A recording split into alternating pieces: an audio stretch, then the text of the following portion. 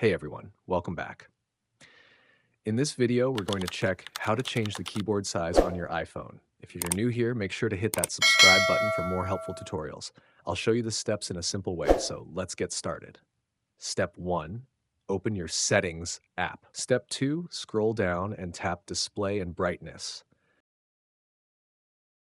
Step 3, scroll to the bottom and tap View under the Display Zoom section. Step 4, select Zoomed instead of Standard. Step 5, tap Done at the top right corner. Step 6, tap Use Zoomed to confirm. Your iPhone will restart for a moment. Once it's back on, open any app like iMessage and check the keyboard. You'll notice it's slightly taller and easier to type on.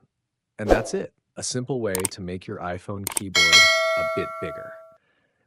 If this helped, give the video a like and don't forget to subscribe for more quick iPhone tips. Thanks for watching.